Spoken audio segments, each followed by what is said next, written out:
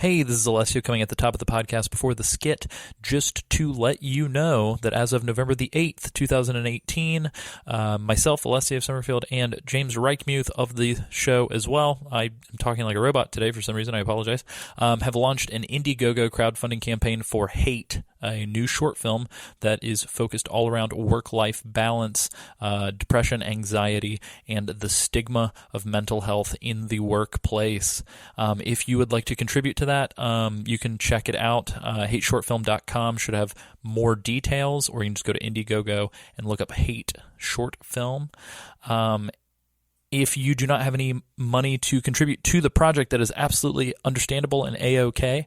I would be extremely happy if you guys would just take a second to share on Facebook, Twitter, Instagram, things like that, and feel free to contact the show or contact me directly at acsummerfield@gmail.com or at acsummerfield on Twitter. If you want assets like stills from the film, Instagram videos, video clips, anything like that, that might help in sharing more information about the project. Thank you and enjoy the show.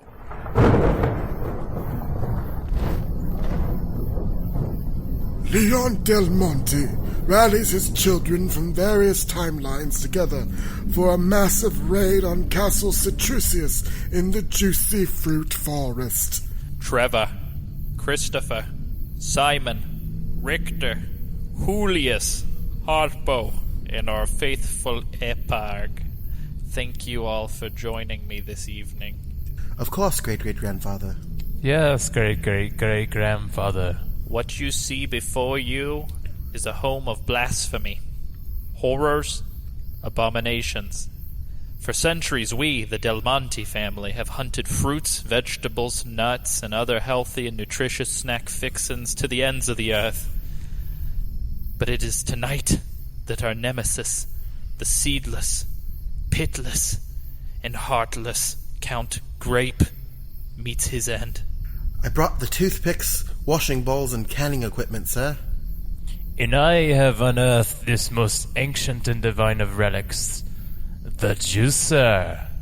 Yes, thank you, both of you, very much. Let us quickly make haste and make wine with their blood. Yeah!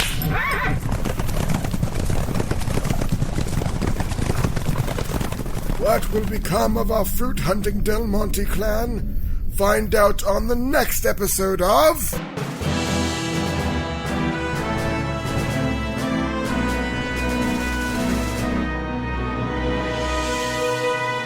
Ladies, gentlemen, boys, and girls, welcome to episode number 83 of Metal Gear Mondays, the Games Club podcast where we cover all things Metal Gear and Metal Gear adjacent, from left to right, top to bottom, inside and out, in pseudo-historical recreational order. As always, I'm your host, Alessio Summerfield, and these intros are going on for far too long these days.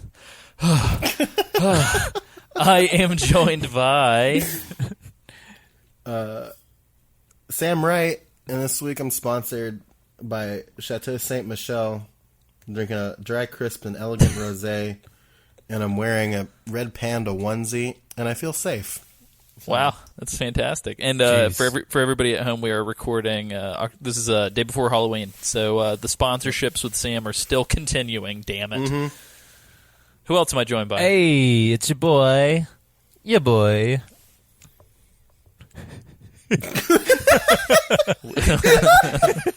Y'all already know. It's Isaac.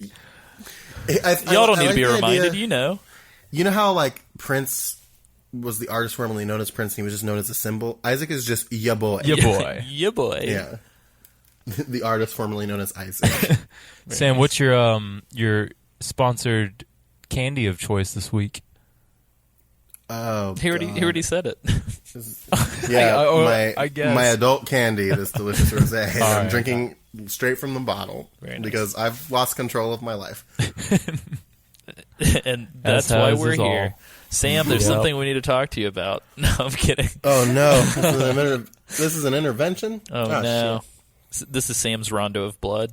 Anyway, we'll hit you guys with the news before we dive into our main topic of the evening, which is Castlevania Lords of Shadow. But we will get to that. Two things two things Castlevania related. As soon as we hit our skit, so let's hit our skit. My bad. Roll the skit. It's time for new news. Metal Gear news. Yeah. Are you sure y'all aren't the ones drinking the wine? Because I feel great. That's true. Yeah, what if everybody That's else was true. drunk and drinking actually made you not drunk? Oh, shit. How weird is that? It's pretty deep, man. I don't know why I'm worn out. Here we go. Yeah, so the bathroom quick break? two. Yes, the bathroom break drained me of all of my bodily functions. But yeah, here we are on this week's news. Again, October the 30th, 2018. We've got two things that are pretty topical to this episode, actually, primarily. First and foremost, this game in particular, Lords of Shadow, Castlevania, is backwards compatible with the Xbox One as of today. So that's convenient. Wow. If you're listening and you own an Xbox One, you can play. Yeah. As well, Castlevania Requiem, exclusively for the PlayStation 4, which is a collection of an upscaled and updated, quote-unquote, Symphony of the Night, and Rondo of Blood, actually came out about 4 days ago as of recording. What is a rondo? Is it a music thing? I believe so. Let me see here. Rondo definition. It's Italian. Una rando. Rando is a musical form with a recurring leading theme, often found in the final movement of a sonata or a concerto. So that's cool. I believe so. Rondo of Blood came out before Symphony of the Night, but I think they are interlocked or interrelated.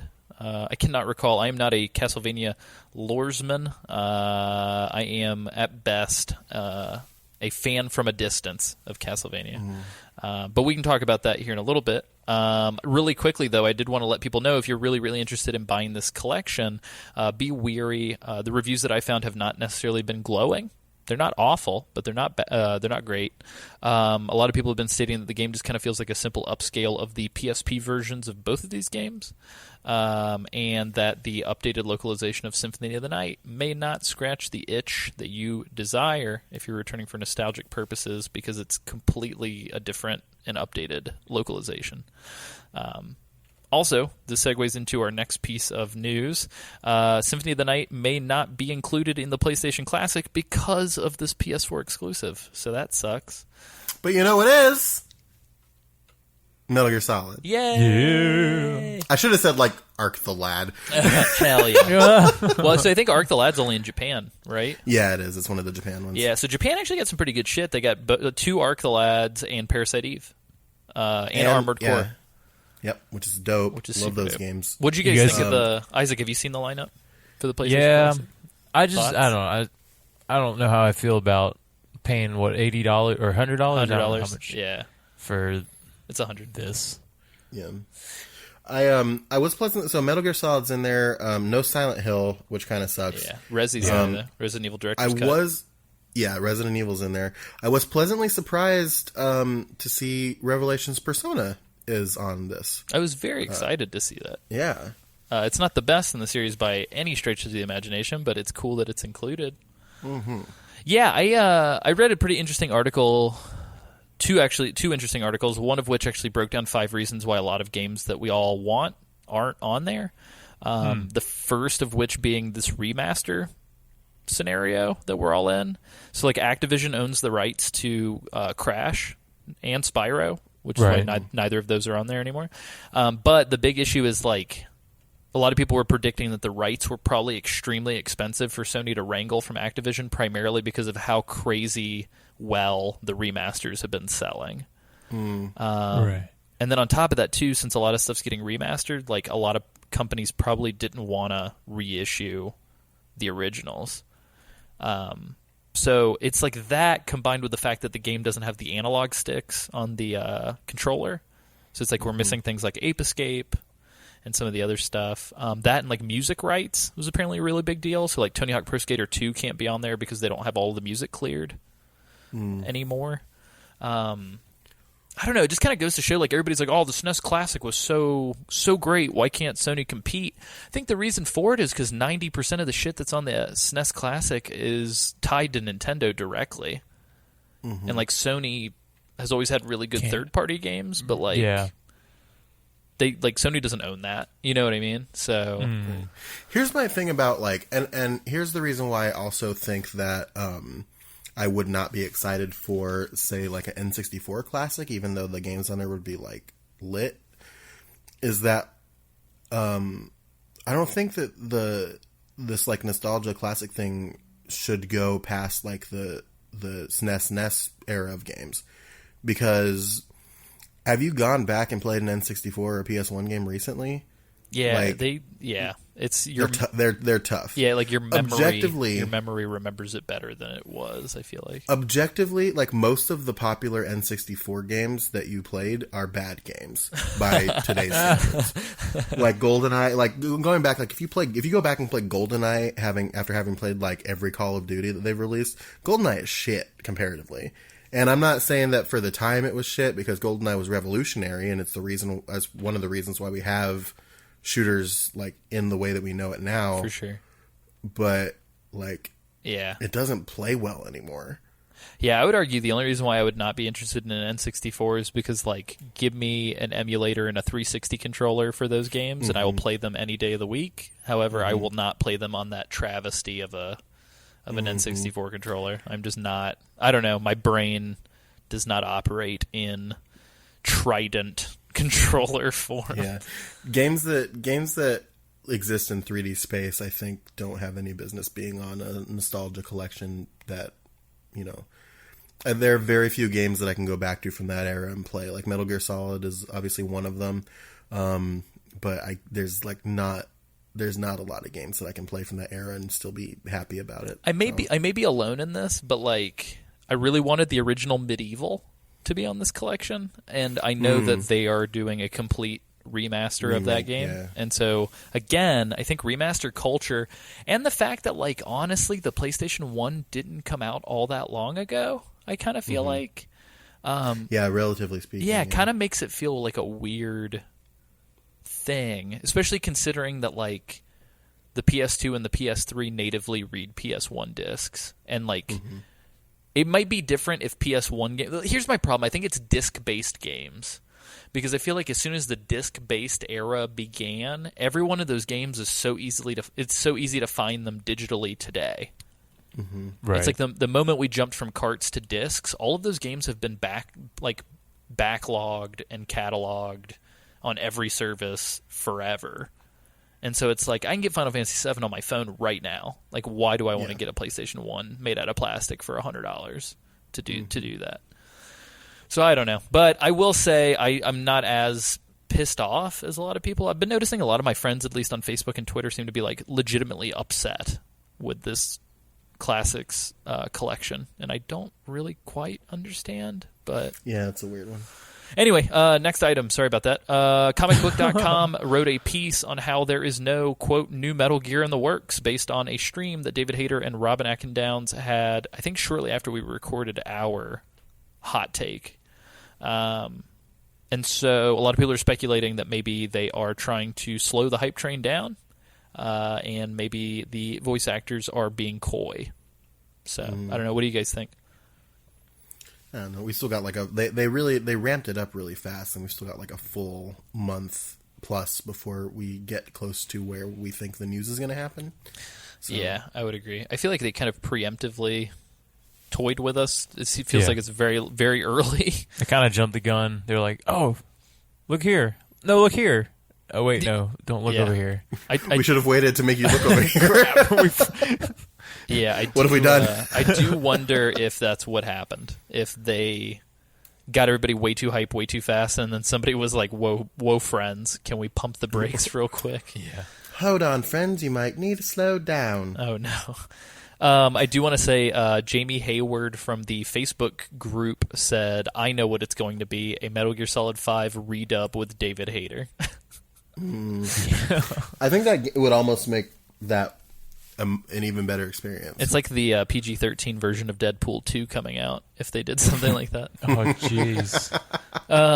Which apparently they went and shot whole new scenes and completely like redid part of the movie just for this PG-13 version. So they're starting to say that even if you've already watched the original, you should go back again. I don't know about all that, but what? Yep. Last piece that I've got right here. So Polygon published a really good article, actually not too terribly long ago, I believe like a week or two ago, on how the Metal Gear's past mired its future, and that the nonstop self-referential homages actually prevented the series from flourishing and growing like it could have.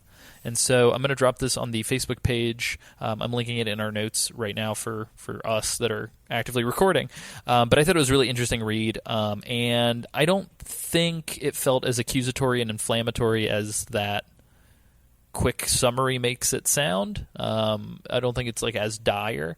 But I thought it was interesting. The writer made some really good points about how the sort of Zelda-like formula of the games up until a certain point actually kind of stunted its growth in an interesting way. It was written by my boy Jeremy Parrish of was it Jeremy? I did not see that. It was Jeremy. Yes, sir. Jeremy of the Retronauts. Love that man. Wow. Of the Retronauts. Love that boy. Anyway. Yeah, Jeremy's great. At GameSpite on Twitter. He's that's a pro follow, I would say. Pro follow. You do that. But yeah, that is the end of our news section. And let's dive into this week's topic, which is the 2010 Konami-published, Mercury Steam Kojima Productions co-developed Castlevania Lords of Shadow. Oh, boy. Here we go.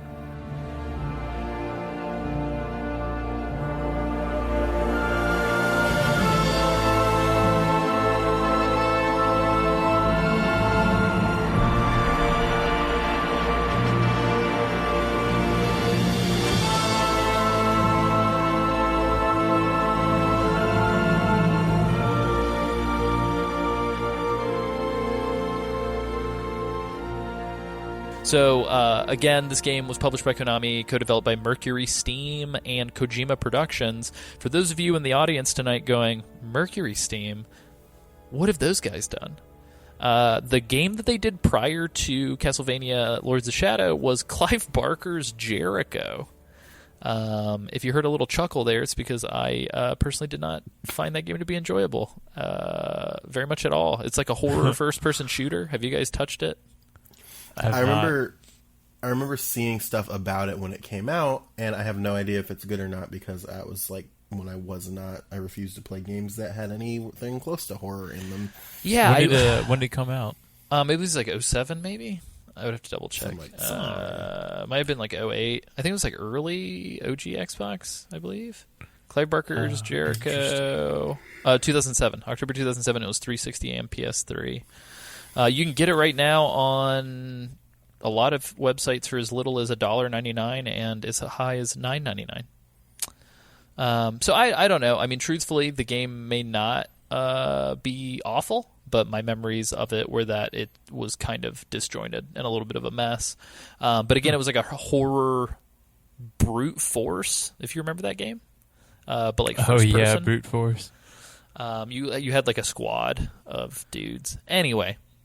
They also went on afterwards to do Metroid Samus Returns, which is the 3DS remake of Metroid 2.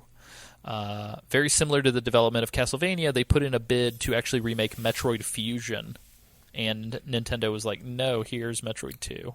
And they were like, what a weird pull. Very weird. But anyways, I want to remake Metroid Fusion of all games. What the fuck? I want to remake Metroid Other M. Oh God! But Mercury Steam is based. I think Metroid Other M maybe needs it. No, yeah, for sure. Mercury Steam is based out of Spain, by the way. But yeah, so this game was published by Konami October the 5th, 2010 in the U.S., October the 8th, 2010 in Europe, and December the 16th, 2010 in Japan for the PS3 and 360. And later, several years later, in 2013, August 27th, was a worldwide Steam release, with the retail release following just 3 days after in what is known as Castlevania Lords of Shadow Ultimate Edition. I was under the impression that this had been reissued for the PS3 and 360 as well, but I don't think that's the case. Did you play the non-Ultimate Edition, Sam? Yeah, mine is just normal. Oh no, me and Isaac have those Ultimate Editions. Oh, we the Ultimate. Congratulations. Oh yeah, I'm so hurt. I guess we could talk about the differences. So the Ultimate Edition comes with the DLCs baked in. I kind of have a note about this later on in the show notes, but there were 2 DLC packs for this game that were launched after release. I think one of them came out the January following the game's release, and then the other one came out, I believe, a little bit later in May. But there are two DLCs. I don't know why I didn't write the names of these down. I think it's like Reverie and Resurrection. Let me double check. 1 second, you guys. I did a bad thing. I think it's Reverie and Resurrection. That's weird. I nailed it. Look at that. But those were released, and David Cox, the producer at Konami, refers to them as mistakes. They are sort of trying to explain what happens at the end of this game, which none of us have gotten to it yet, so we're actually not going to spoil it, so don't worry about spoilers on this episode. However, my note here is that I don't think we're going to necessarily cover those for the show unless if Isaac and I are playing and they just happen to be sort of tacked on at the end of the game, like naturally. I might push through and just kind of continue since I'm already there. If I have to go into like a sub menu to get to them, chances are I'm probably not going to do it. I'm just going to go ahead and put that out there. But yeah, so I don't know if one of us ends up doing it, or if we end up looking at a video or something, we might kind of treat it the way that Sam did his Born from a Wish from Silent Hill 2. Mm-hmm. But yeah, so let's talk about how this game got made. So for anybody who's unfamiliar, the game space, if you're sort of like a third-party developer, like Mercury, Steam, you're sort of doing contract work. So it's not dissimilar from like freelance web development or like freelance video production. You kind of put together like bids and demos and prototypes, and you submit them to people. Sometimes, and like I work with a lot of people who do this, sometimes it's for products. So you'll make a video game for like My Little Pony, or you'll make a video game for like the donut shop down the road from you, or whoever's willing to pay for a video game. Other times you put in bids with games publishers and you say, hey, we're hyper passionate, we've got a track record, here's what we've done. We're actually building a prototype for a game similar to one of the games that you have, and we were wondering if it would be okay if we could work on it. Some publishers and developers are different. So obviously, like Nintendo, they've done so now, but I think sort of original practice is that like everything under Nintendo's label has to be like under their roof. Obviously, there are certain things that are different. So like Game Freak with Pokemon was like an independent developer that Nintendo was like, we want to scoop this up. So, but that's sort of how this happened. So originally Konami was accepting bids on a new Castlevania game. They wanted to shake up the formula because they had some really bad sales on their most recent games, which was Order of Ecclesia and Order of Shadows on the DS. For anybody who is sort of Castlevania... what's the word? Versed Castlevania fan. Where are you going? Sorry, you might recognize Order of Ecclesia for one very specific reason, which is that it is Koji Igarashi's last directing of a Castlevania game, or at least the portable titles.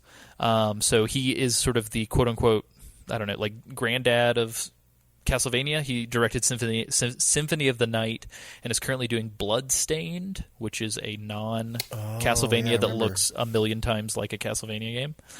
But yeah, so those games didn't do very well. The PSP title Dracula X Chronicles, which, just for context, is the PSP collection that bundled Symphony of the Night and Rondo of Blood, didn't do very well. And then the WiiWare title Castlevania The Adventure Rebirth, none of those 4 games sold very well at all. So Konami was like, what do we do?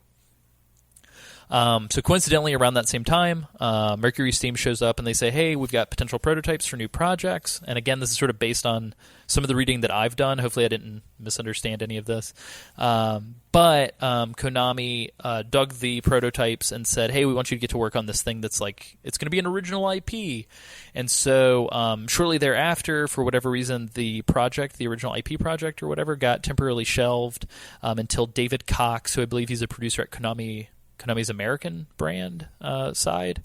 He showed a prototype to Japanese senior management, and Hideo Kojima stepped up and actually wanted to give advice and help the game finish. So it's sort of because of Kojima that this game got sort of new air in its lungs.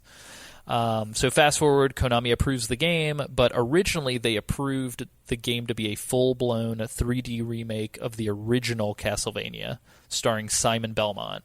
Belmonte. Later in development, this would totally be scrapped, and they would push for a whole new non-canon storyline, which is what we have. Did they? Did it say why? I don't think so. I think. Yeah. So apparently, the development actually got really far along on this original Castlevania remake, and then for whatever reason, I guess they decided that it felt so different that they wanted to just kind of make it its own continuity. Though, needless to say, I'm going to try to remember Sam, did you play any of the handheld Castlevanias? No, I don't. I think it was Aria of Sorrow, the one that stars the lead character Soma.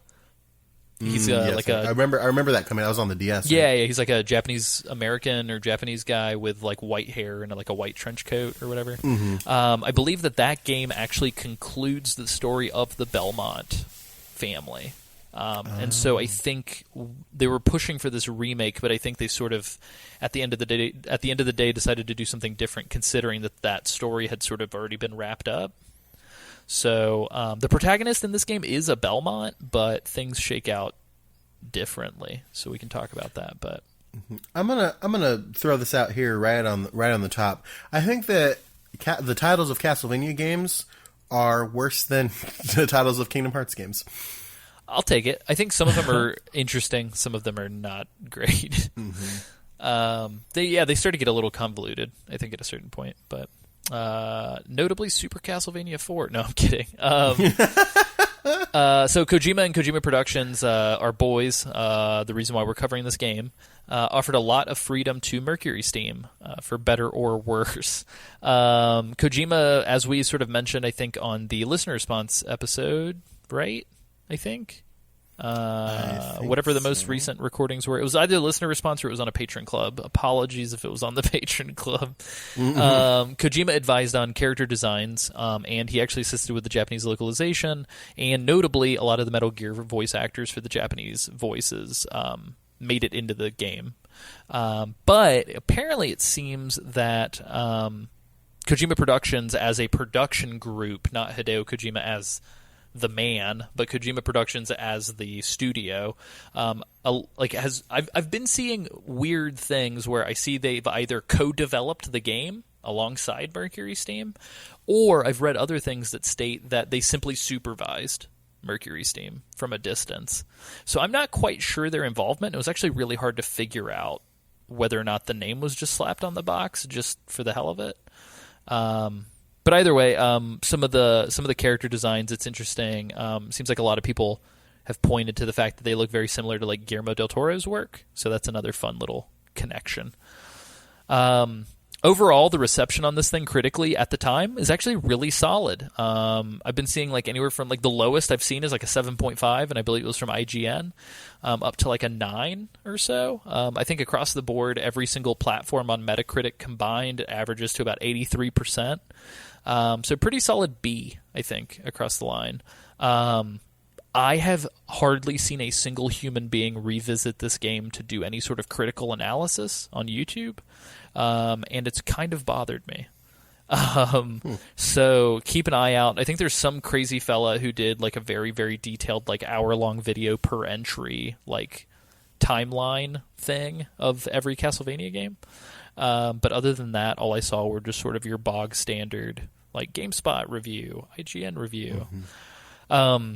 Notably, after David Cox was on record as saying that nobody would ever buy a 2D Castlevania game unless it was for a niche audience, Castlevania Lords of Shadow Mirror of Fate would only come out 3 years later on the 3DS, and it was a 2D classic-style Castlevania that apparently got some actually pretty bad reviews, even though people seem to have a fondness for it.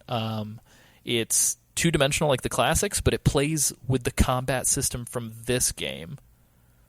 So apparently people are not very fond of it. But some people seem to love it. It's very hard to tell. Based on the internet reviews at a glance, it seems like there's a smoke screen on the Lords of Shadow like franchise. The internet's cool. Lords of Shadow 2, on the other hand, is pretty universally panned. Seems like a lot of people really disliked it for the lack of follow-through on what appeared to be a very, very crazy reveal at the end of the first game. So Isaac and Sam, don't do any research, please, because I don't want you guys to spoil it, because I legitimately want to hear like your reactions. Do I ever? But Lords of Shadow 2 came out 1 year after the Mirror of Fate 3DS game. Notably, Mirror of Fate, I think, is the only 3DS Castlevania, like, period. So that's kind of weird, especially considering how much Castlevania kind of locked it in from a mobile standpoint, or, portable standpoint. Well, cool. So now that we've got all that shit laid out, Sam, Isaac, tell me a little bit about you guys' experience with Castlevania. Sam, it seems like you didn't have any experience with the portable games. Have you played any of the other games? Yeah, I think primarily, and I think this is going to be like, this is like the mainstream answer, but I think Symphony of the Night is kind of in my head as one of the classics. Can I say something really fucking crazy? Do you not like Symphony of the Night? I have only played 30 minutes of that game. Oh, whoa, okay. Yeah. No, I'm trying to rectify it. Like, I literally have a digital copy on my PS3. But I just want to state, for the record, come at me, Twitter. I still have yet to play that game. It's a very good game. Yeah, I like it. I really like Symphony of the Night. I've played the first two. I've beaten the second one. You beat Simon's Quest? Yeah. Woo, buddy. That one's supposed to be pretty tough. Did you have a guide? No, so I did it when I had nothing but when I was a kid, when I had nothing but free time and the latitude to do that. Dope. So if now I probably couldn't do it if I did it now. Nice. Yeah, notably Simon's Quest has some really, really good music, but a lot of really, really weird design decisions. It does. Isaac, have you ever touched a Castlevania game? I have 0 hours logged. Not anymore. Now you definitely do, Isaac. Well, yeah, now you've got hours logged with the best of them. Oh no, Sam, you're tipping your hand. So far, I've got 10 hours on this game, and that's all I've got to say for it. Very nice. But yeah, I'd like to go back and play, I guess, Symphony of the Night. Symphony of the Night. Jeez. That's good, Isaac. I think you did a good job there. Okay. I'm trying to figure out, does anybody know who did like the illustrations for like Symphony of the Night and some of the mobile games? I don't know. One quick second. I will say, I've got a question for you, Castle. Oh, heads. yeah, come out. I got it. How many games are there? Because it just seems like there's way too many Castlevania in games. the Castlevania franchise? Yeah. Let me pull that up. I will say on the Game Boy there are quite a lot.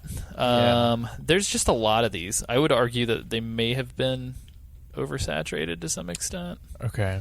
But let me double check. Holy shit, there's a lot of them. Maybe that's why I haven't really delved into Castlevania all that much. Because I always see like stuff for Castlevania, and then I have no idea where that belongs. There's minimum like over 20. Ugh. Oh my gosh. But I will say this, for the most part, and so I'll answer your question and then segue into my experience with Castlevania. Yeah, sure. For the most part, all of these games are pretty standalone. Like, you have to take into consideration that like the game series started in '86, so it's about as old. Like Castlevania, I mean, I would say is as old as Metal Gear, roughly, give or take a couple years. But I would say that I think Castlevania as sort of like a brand kind of got slapped on a bunch of stuff. So like there are games like Vampire Killer and Haunted Castle that like aren't technically Castlevania games, I think, but also kind of are. Notably, Vampire Killer came out on the MSX, just like Metal Gear. But I think as far as like Castlevania 1, 2, and 3 are all kind of like of a piece. Like they're all NES games that are like telling one story somewhat. But I feel like from Super Castlevania 4 onward, it's like you have a ton of games that like Rondo of Blood, Bloodlines, Dracula X, like all came out on like disparate systems. Mm-hmm. So I believe like Bloodlines came out on like Sega hardware. And like and then all of a sudden Symphony of the Night comes out on the PlayStation while the games prior came out on the Super Nintendo. There's a lot of just weirdness, but I would say that like if you stick with GBA era Castlevania, there's some very great games, and if you stick with Super Nintendo Castlevania and like Symphony of the Night, and I think for the most part like you can play Symphony of the Night with zero experience with the series and have a really good time. There's a bunch of like really ill-fated 3D ones, like the N64 one, that you can pretty much just not look at if you want. Yeah. But yeah, so that's kind of my experience with this. So like every single Castlevania that I've ever played has been for the Game Boy Advance. So like Circle of the Moon, Harmony of Dissonance, and Aria of Sorrow. Notably, I've beaten Circle of the Moon, and I've not beaten the other two. But I would state that Circle of the Moon is probably the worst of the three. Aria of Sorrow is the only one of those games you just said that I've heard of. Oh, no. Yeah, Circle of the Moon is like two brothers. I don't even think they're Belmonts. Just like two brothers show up to Dracula's castle to like beat his ass, and then they get separated. And that's pretty much the premise of like all of these games is like a dude shows up to a castle to fight Dracula and then gets all of his powers taken away and gets like thrown in the dungeon, and then you have to like fight your way up. It's Circle of the Moon over 358 days divided by 7. Exactly. Isaac, I'm actually a little bummed out that this is your first Castlevania because like notably this game doesn't really have any of the hallmarks of Castlevania except for like vampires, a whip, and like some of the throwable items. Yeah, I'm looking at like the timeline for the series, and the Lords of Shadow is like a separate series. It's like at the very bottom, just like we're just gonna group these separately. I think it's because they're all the latest as well. Like there hasn't really been. Like, after Lords of Shadow came out, like there's not been a non-Lords of Shadow Castlevania game. Right, and I guess that's why I don't know. Maybe I should think of it more of like a standalone. Like you said, they all kind of play standalone. Maybe I should just think of it that way and then play another Castlevania game. Yeah, I would at the very least, like I said, if you had to pick one, I would start with Symphony of the Night because I think it's the most, based on my hour playing with it and based on like its track record, I think it's like the most easily accessible. And you can get it for like $4.99 on PlayStation Store or whatever. Yeah. But yeah, so like I don't know. I mean, I think they're really fun games. The big conceit about Castlevania and the reason why the Metroidvania moniker, which, hey, Sam, tying it all back, Jeremy Parish created that phrase. Did he really? Did you know that? That Jeremy Parish coined the phrase Metroidvania. Huh. Oh, man. But anyway, Metroidvania is sort of a moniker that is a descriptor for games that have this sort of progression system built into the items that you find, also unlocking exploratory features for you to go back to rooms that you've been to find new entry points into new rooms. So if you imagine Castlevania, especially Symphony of the Night, sort of presents you this castle, and you sort of inspect the castle room by room, collecting upgrades that then let you double jump or like do special moves to like get to new parts of the castle that you've yet to go to. And that's the way Super Metroid also plays. I think technically all the Metroid games. So if anything, I would say kind of Castlevania started to lift. Like early Castlevanias were very just 2D, not beat 'em ups, but like 2D action games, like Contra with a whip. Side-scrolling action, yeah. Yeah, and then I want to say it was like post-Metroid 2, I believe, is when Castlevania started to become a little bit more exploratory. But I think Symphony of the Night is the one that kind of solidified the exploratory style. But prior to that, most of them played very like Ghouls and Ghosts or something. And then after Symphony of the Night, all of the mobile game or portable games that we talked about pretty much just rip off the Symphony of the Night like approach, if that makes sense. So very like RPG elements. Like Symphony of the Night not only had the exploratory, but you could find new weapons, new armor, blah blah blah blah, which I would say is notably kind of what makes this game not as fun to explore. Gripping, yeah.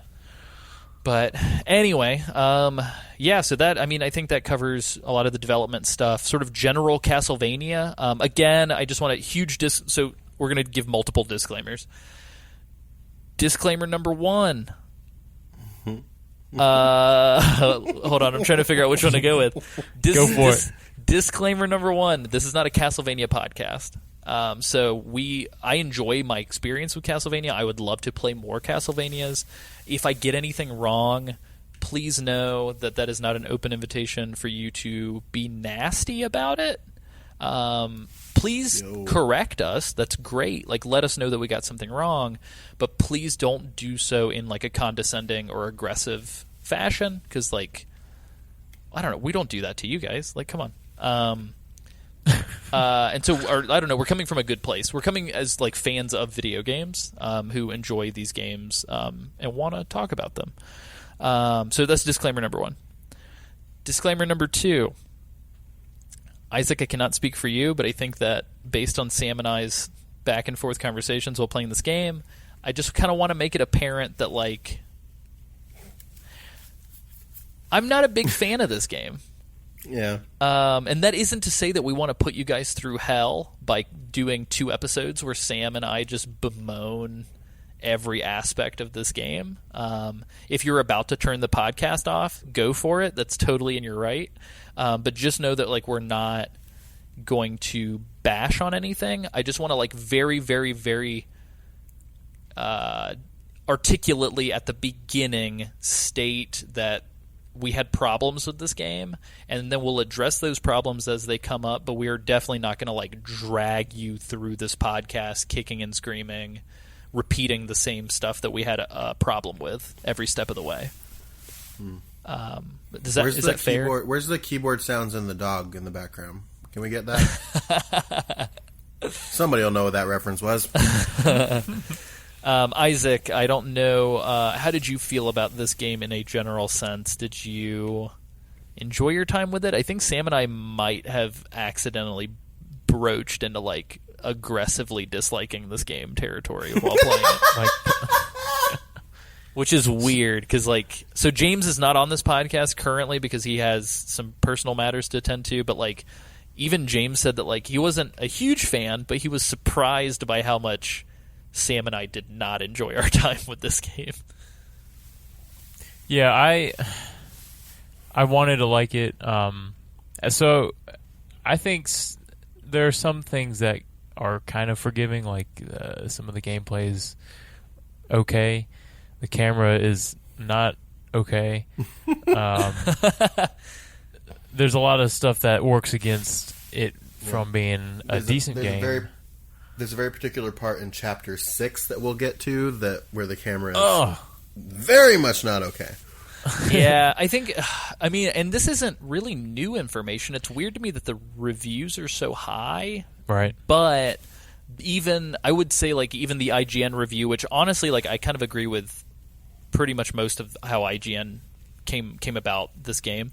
But in general, I think even some of the negative reviews essentially just said, oh, well, it kind of takes a bunch of elements from other games and kind of does them like 6 out of 10 level. Yeah. And it's like, and I don't like to put numbers to reviews necessarily, and I don't think it's like a very helpful way to judge a game.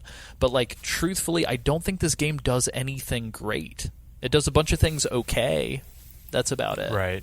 Yeah. I think what it does is it tries to do a lot of things, and it's like that whole like idiom, jack of all trades, master of none, where it tries to do like, it came out in 2010, so it was contemporary with games like Uncharted and Demon's Souls at the time, and a bunch of other games of that nature. Mm-hmm. And it seems like it was God of War, and it was trying to do all of those, but yeah, I think God of War 3 technically came out like the same year, which is crazy because God of War 3 is like a whole other realm of existence above. It's a good game.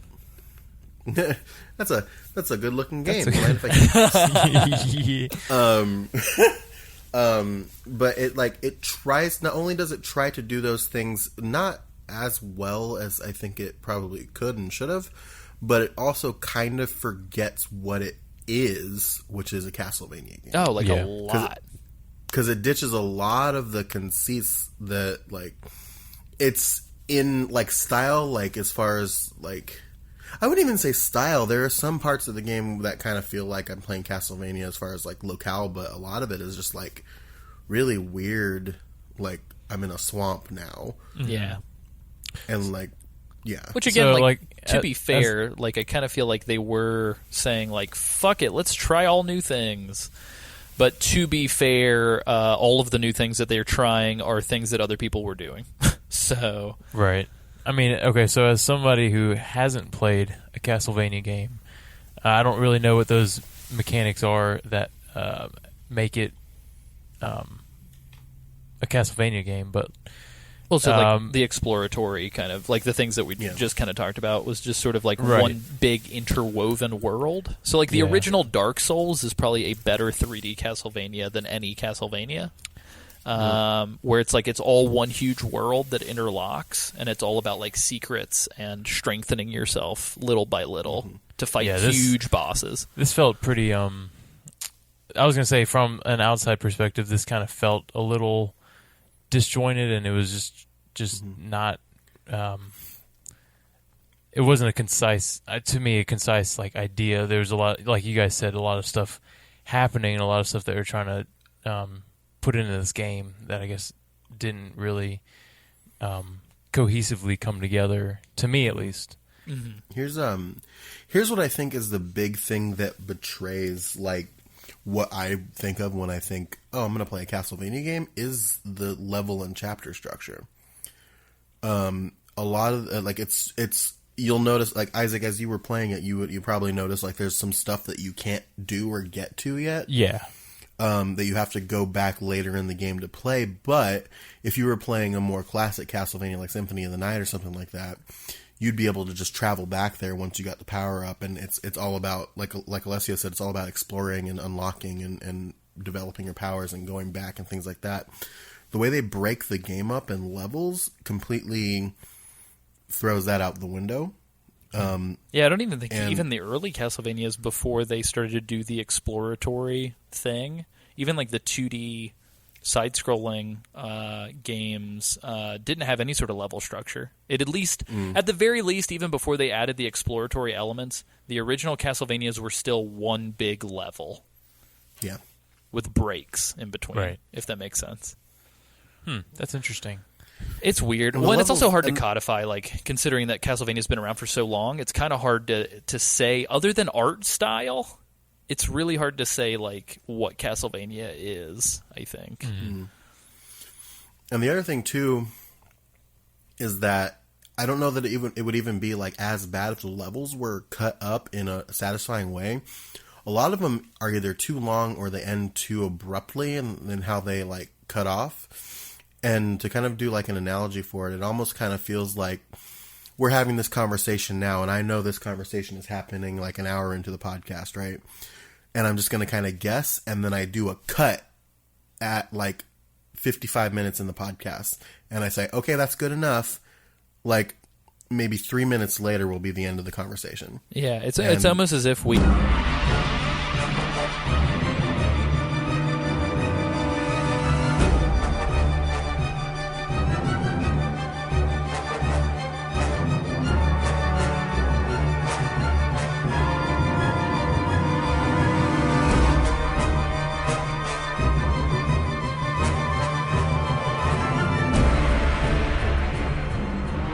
Well, so before we get into the main game, I did figure out the illustrator's name. So her name is Ayami Kojima.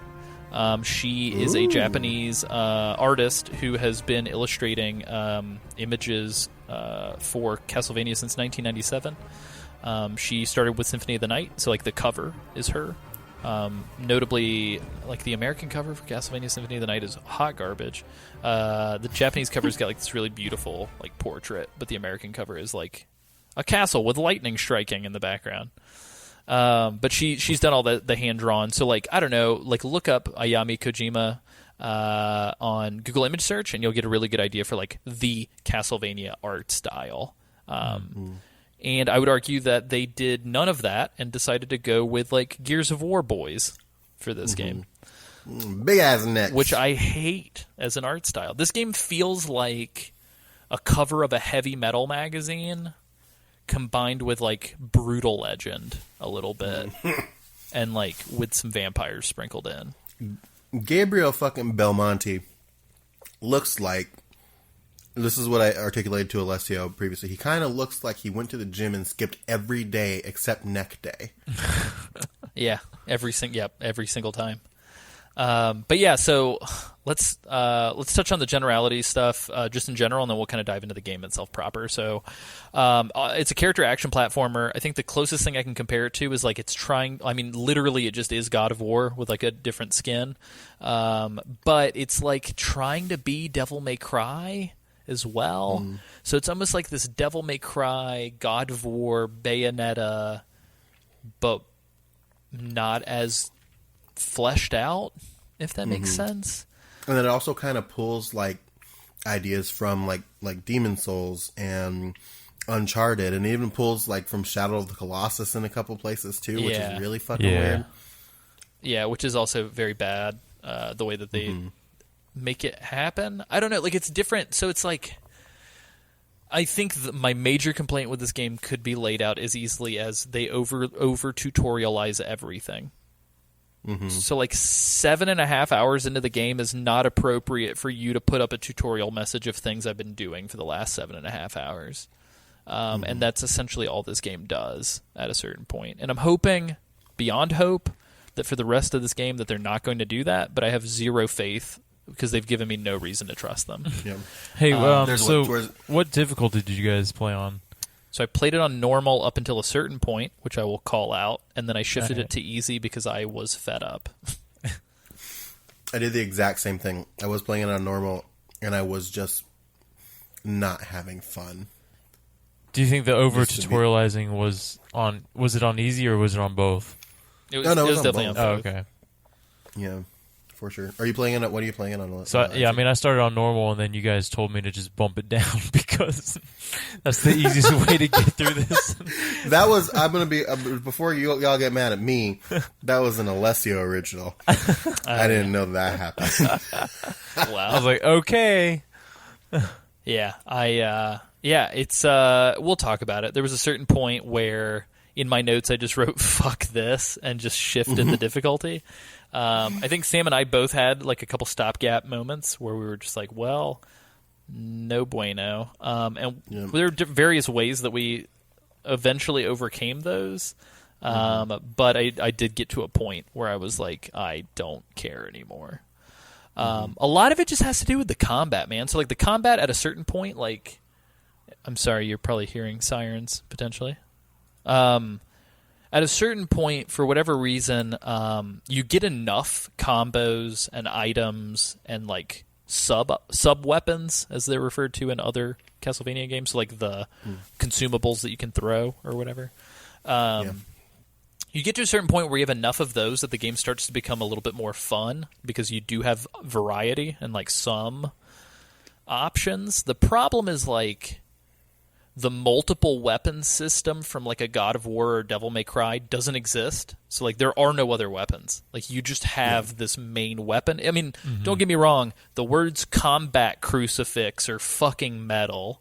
But like I have the words metal AF with the rock on emoji in my notes quite a bit. Oh yeah. So like there's some, I will give this game this game is kind of metal sometimes. Yeah, there's some pretty cool metal moments. However, the fact that you only have one weapon, you do buy additional combos, but the fact that you only have one weapon and the fact that like the only real difference is like, is my boy blue or is he red?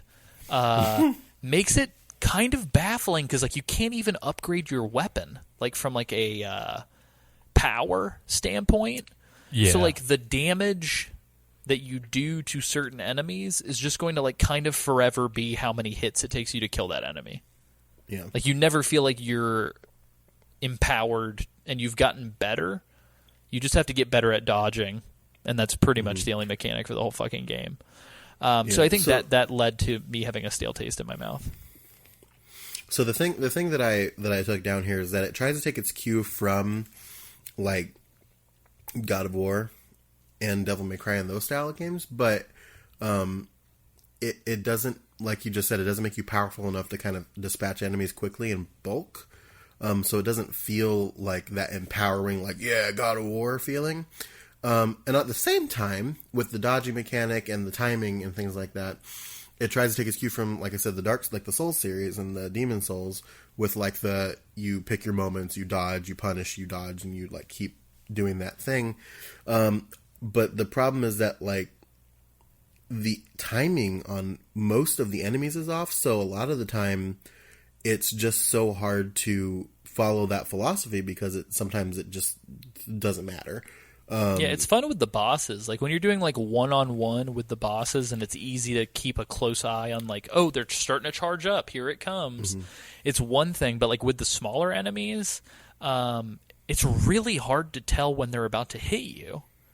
And it's just because like visually on screen, there's just a lot of clutter. And like whereas like a Dark Souls kind of like basks in its simplicity, and it'll be like, oh, like the enemy's charging like a red aura whenever it's about to swing or something.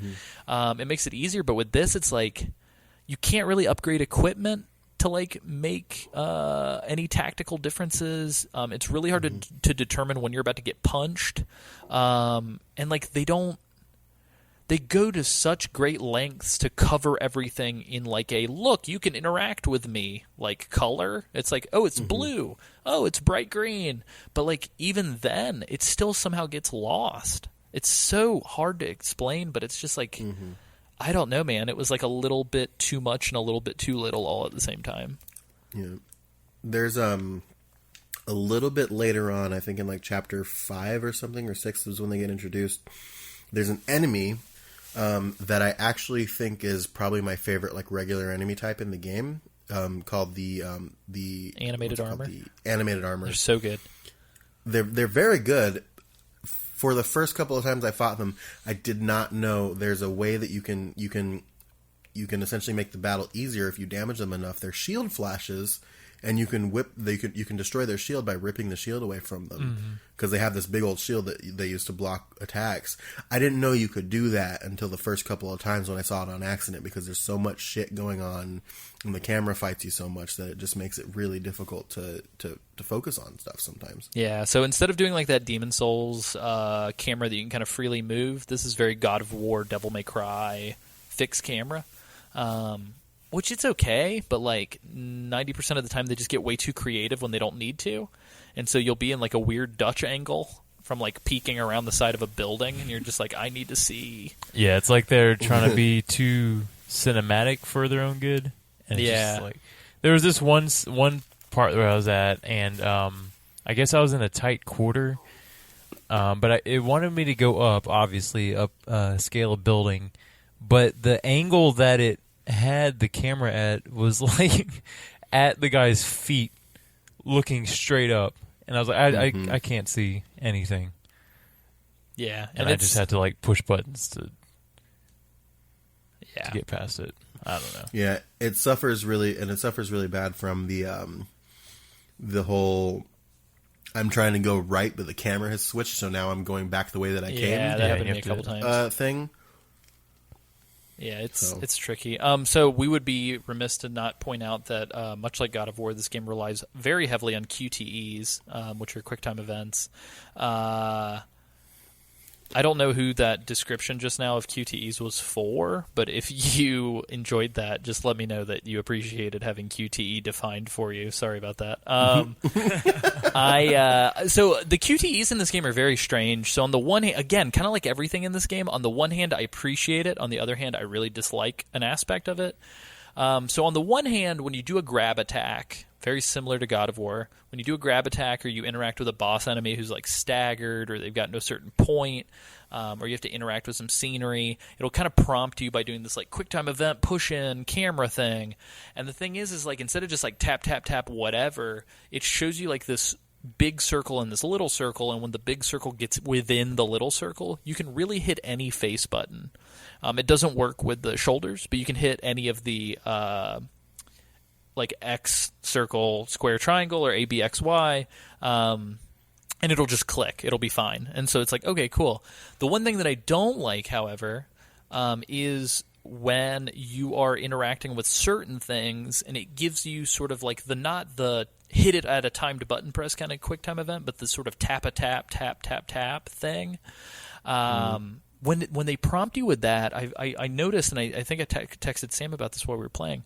I noticed in God of War, if it's like Kratos is opening a door, it will always be square. Because square is your hands. You know what I mean? Like, you're using your hands. If it's ever like an X button thing, it's usually like foot related. So it's like you're running from a thing, tap X. They usually, and they stick to it. It's consistent throughout the entire game. In this game, anytime there's a tap button prompt, they randomize it at like whenever the fuck they want. Yeah. And so it's very difficult. Like I don't understand what it adds, and it just adds difficulty to the point where like I literally had to redo some of the QTEs because like not only is my brain registering that like, oh, I have to tap, but then I also have the extra step of like, oh shit, which button is it? Like all the way through the game. So it's very frustrating. Yeah. And I promise we're not being a bunch of wah crybaby, like bad gamer boys. We're okay at games, you guys. Well, that was the thing. When I first started this game, I was just like, am I just bad at this? Or is it? And then like as I kept on going and I started like figuring the timing of the game out, I was like, oh no, I'm not bad at this. This is just how it is. Yeah. Sam sort of alluded to this before. There is like this level structure, and the way it's presented is like a... It's very like Mario, where it's like little circles will take you into different parts of this world map that are drawn in this book. I will say the way that the menus are all sort of this tome. It looks very much so like a Grimoire Vice or something from Nier. It's kind of cool. Like I like the menus kind of all being this like diegetic book. Unfortunately, based on where we stopped, the book never actually is in the game at any point. So I don't know if it's just sort of like a fun thing they wanted to do. Well, it's so weird because, like, and again, we'll get to it, but when you beat the boss in Chapter 3, you get a piece of this mask that you're trying to find that I guess is called the God Mask, and the God Mask, I believe it's what's on the main menu. The book. Gotcha. So I think it will have something to do with the story, I would assume. Yeah. Likewise, all the hand-drawn illustrations for the combat tutorials and for the characters in your tome are actually really cool and really well done. I would argue that 90% of the time the hand-drawn art looked far better than the in-game character models. I would actually kill if they did a whole 2D side-scrolling Castlevania in the art style of the book drawings. I think that'd be really awesome. Cool. Outside of that, I do want to let's heap some praise on a couple things. The music's really good. I actually really enjoyed it. It's weird. It still captures the spirit of Castlevania, but it manages to do it in a very bombastic, orchestral, cinematic way. Is it as good as original Castlevania music? Absolutely not. Is it still good? It's pretty good. I liked it. I also thought that the locales and the scenery was beautifully done. Like I thought, like some of these like sweeping panning shots that they do of like castles and horizons are just like great. So essentially, Sam is describing everything after Chapter 3. So yeah, keep in mind. I will say I think this game, to its credit, has some really cool environments and some really cool levels. The level design is not great, and primarily the first two chapters take you through arguably the worst parts of the game right at the front, which was why would you do that? Why would you start off in the worst parts of the game? Also, one thing I want to point out real quick is so some of the bosses, I would say the one-on-one boss fights are actually pretty fun. There are, as Sam mentioned earlier, these like Shadow of the Colossus-esque like Titan battles. So far, I think we've only encountered 2 of them. They're okay. Like unfortunately they suffer from that over tutorialization. One of the big issues is like so the tutorialization and the QTEs meet in this awesome shit sandwich during these Titan fights, which is You have to take a very prescriptive route to get to them, which would be fine, but it doesn't trust you to be intelligent enough to do it on your own, a la Shadow of the Colossus. So they scream at you, like literally characters are screaming at you. The camera is like forcing you to look at a certain thing, and even the boss enemy will do like a move opening itself up to weakness, and then just sit there with tutorial messages all over your screen until you just fucking do it already. And then when you, unfortunately, like if you're 3/4 of the way through fighting one of these titans and you've chipped away all of its health and you fall down, which you are prone to do in a Shadow of the Colossus, I feel like in Shadow of the Colossus it did a pretty good job for you. I guess the way they do it from a design position is in Shadow of the Colossus, minus the last Colossus that you fight, you don't really have to hit the markers in any sort of... Like, you can access every part of the beast, right? At any moment. And it's just the marker kind of moves that you're supposed to stab sometimes. In this, they gate it to where you unlock parts of the monster as you damage other parts. And so what ends up happening is you get about 3/4 of the way through, you've gone through like 10 cutscenes of you climbing this titan. If you fall off, you legitimately have to do all of it all over again, including watching the cutscene animations. And it's very tedious when it's happened like 2 or 3 times before the end of the boss fight. But other than that, like, again, the bosses I think are actually okay. Specifically the boss with the Crow Witch is fantastic. And the puzzle types are kind of hot garbage, unfortunately. There's like 3 puzzles in the whole game and one very unique puzzle. The very unique puzzle is a huge waste of time. And the other puzzles are kind of copy and paste the same exact puzzle with like different. Are you talking about the skins. game in 6? Yeah, the game in 6 is. Actually liked that, dude. Okay, we'll have to talk about it when we get to it. Yeah, I thought it was okay mechanically. I just thought that it dragged. Anyway, but yeah, so that's we have to talk about one more thing, you guys. The star-studded cast. Isaac, what did you think of the casting decision in this game? I mean, in what respect? A certain narrator, sir. A certain... Oh no, Isaac, did you not recognize him? I mean, it's... are you talking about the narrator? Yeah. Yeah. I mean, it sounded familiar. I just... Sorry, guys. There's a gentleman in this game. Okay. This will be the one and only time we say his actual name. Okay. Because much like Mr. Goodbye from Survive... Oh, do not look him up. Absolutely do not look him up on IMDb, because holy shit, there's a huge spoiler where it defines who it is. Yeah. Character named Zobek, played by, who is a member of... a member of Gabriel's Order, his brotherhood. Played by Sir Patrick Stewart. So he sounded like it. I just didn't want to yell out the wrong name. Isaac didn't want to be wrong. I just wanted to make sure you Ian knew. McCullen. Oh, no.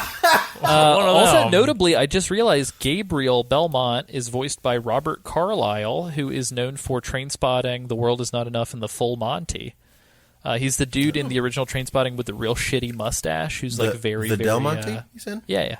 Who I guess is also in 28 Weeks Later. He's the father who lets his wife accidentally die at the beginning or whatever. Very weird. Did not realize that guy was a voice actor in video games. He does not do a very good job in Castlevania. Also, notably, Gabriel's fallen wife, who I'm sick of hearing about, is played by Natasha McElhone, who people will know from movies like The Truman Show, Ronin, or Solaris, but also she plays David Duchovny's wife, Karen, in Californication.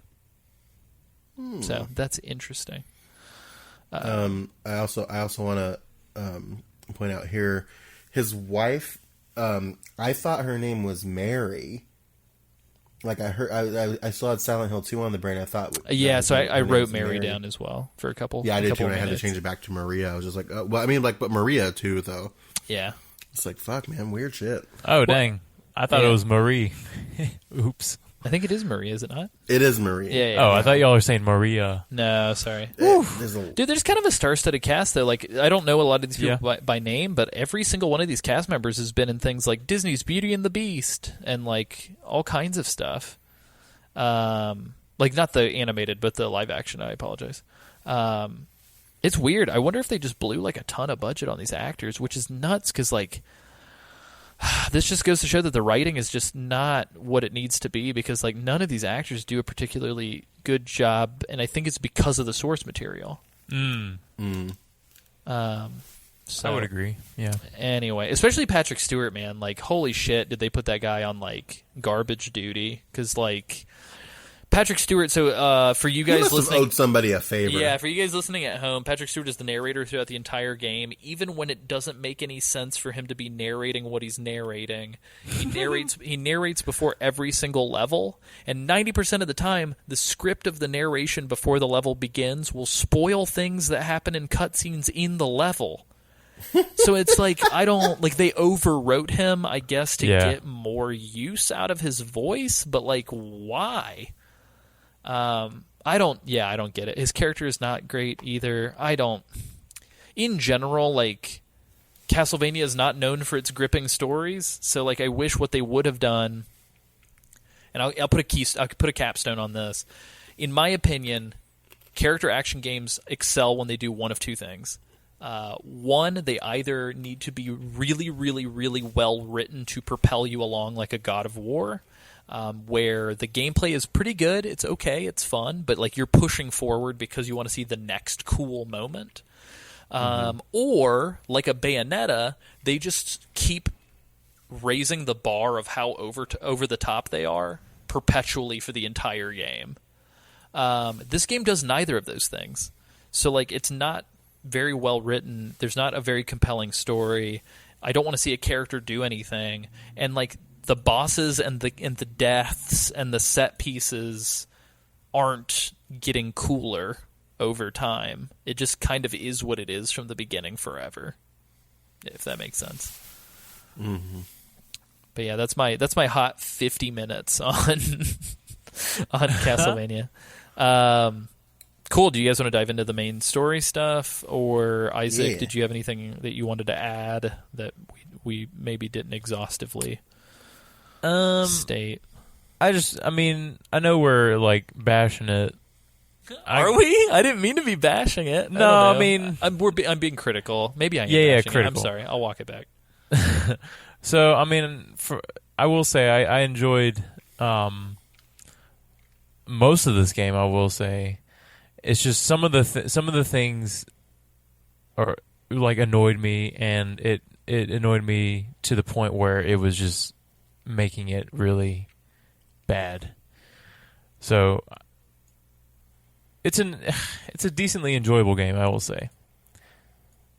Yeah, I think it feels like the best way that I can frame it, at least from my standpoint, maybe I'm just being a snob, is like it feels like it should have been a movie tie-in, and they just didn't slap the movie license on it. Yeah. Like it feels like it could have been like a Lord of the Rings game or something, like a movie. The music kind of from reminded like the PS2 me of era. Lord of the Rings, yeah.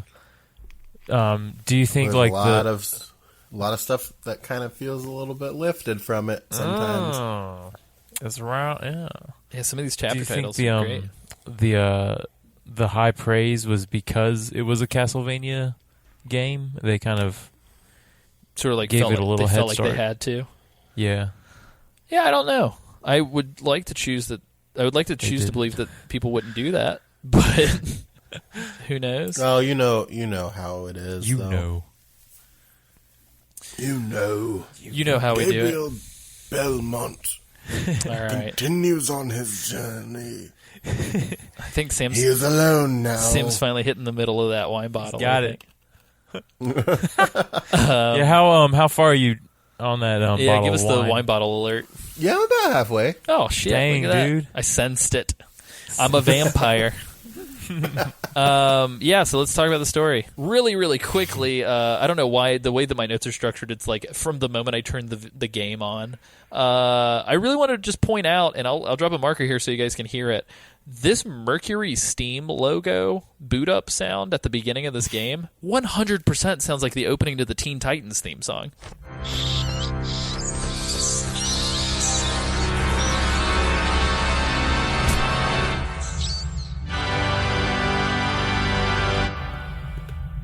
Oh, really? Like, I don't know if you noticed it, but it's got like that little like that organ kind of like doo doo, and it's like I half expected to like hear like a little beep beep beep beep beep.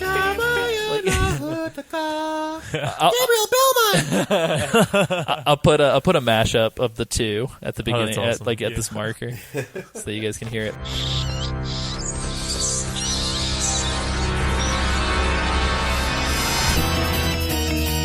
When there's trouble, you know who to call. Gabriel Belmont. Also, real quick, talking about time. Not time. Talking about sounds. I just read something and said it out loud. Talking about sounds. When Gabriel does his little 3-hit combo, so like in Zelda, it'd be something akin to this.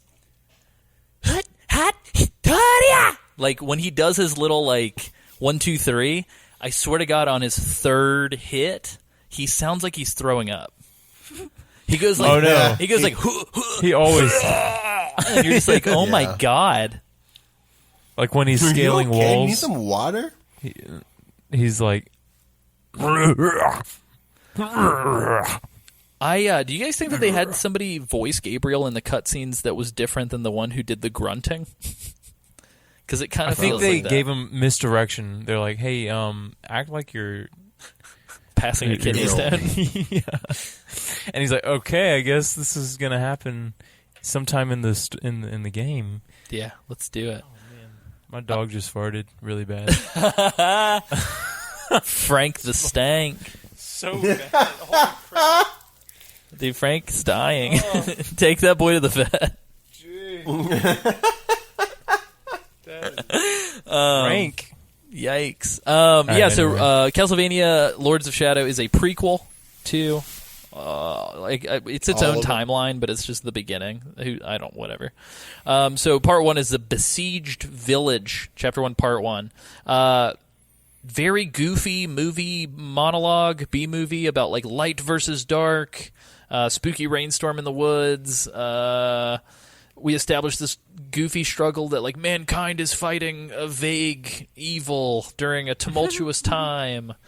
Our character kind of rides into town to help hold back the evil forces, and he just pulls out this metal cross that is also a whip, and then we start fighting werewolves in a tutorial. What did you guys think about this tutorial? It feels really goofy. Yeah, like the villagers that are there, they're like wanting to help you, but all they have are torches. Yeah. So And they, it's raining, and I'm just like, I yeah, don't know, it's how's your raining. torch not going out? So I have no idea what they're there for, but it was an interesting first 5 minutes. Yeah, it's a hyper tutorialized. Like, I mean, again, this is a game that tutorializes everything, but Yeah, this I mean, is it makes sense in, super like- tutorialized. Yeah. It makes sense here. Yeah, like- Also, notably, I feel like other Castlevania games have done a really good job of kind of telling you what to do based on simple visual direction in the early games, like very Mega Man X, very Okay, Mario. Ego Raptor. Yeah. But I feel like in this game, as opposed to sort of like giving you, I don't know, I guess the other games have started you out kind of at the front of the castle in sort of like a vaguely empty hallway for you to kind of experiment.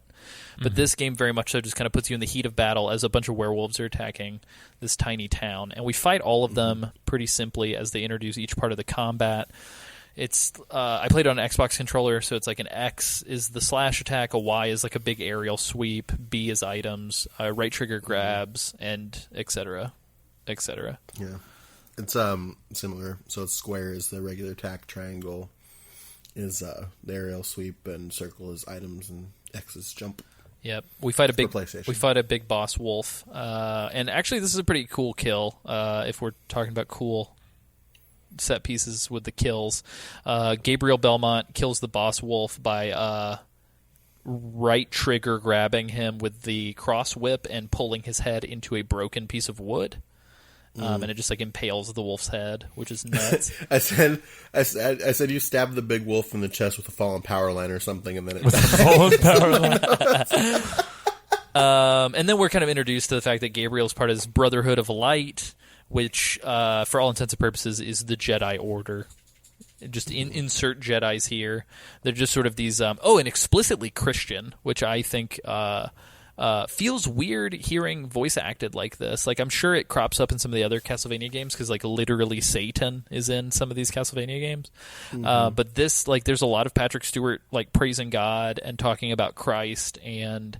mind if I praise God for a minute? Yeah, so they do that. And it's weird. It feels very jarring when Patrick Stewart is praying to God about how worried he is, and then fast forward 2 seconds later and he's like curb stomping vampire heads into the ground. It's very weird. Not even well. Yeah. So yeah, I don't know. I did want to point out, and Isaac, I don't know if you encountered this or not, playing the Nintendo Switch a lot lately, anytime the game prompts me to press A, I swear to God I hit the wrong button every single time. Yeah. Because A on the Xbox is X on the PlayStation, however, that's B on the Nintendo Switch, I believe. And so the A and the B just constantly psyched me out. Right. I was fine with it. I think because I'm so used to the Xbox. I guess that was my first console or whatever. So maybe that has something to do with it. I don't know. Isaac's like, maybe I'm onto something here. I'm realizing something about myself, guys. We realize that Gabriel's been having these really bad dreams as we enter part 2, the hunting path.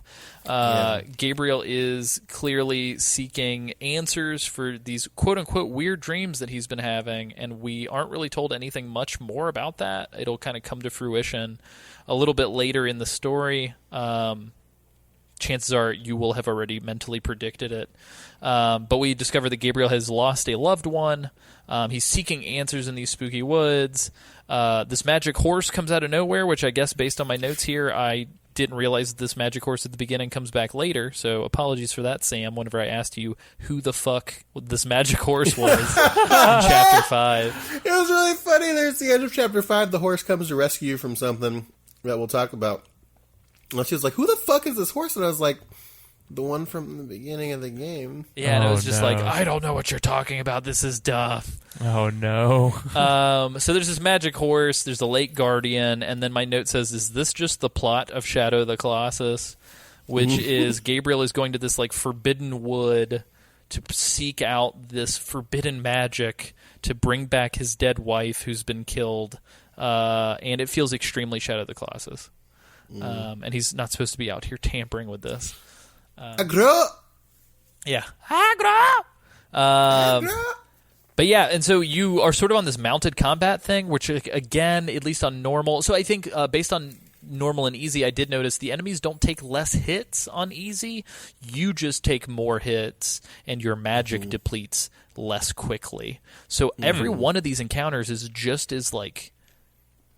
long-winded of you just mashing X over and over.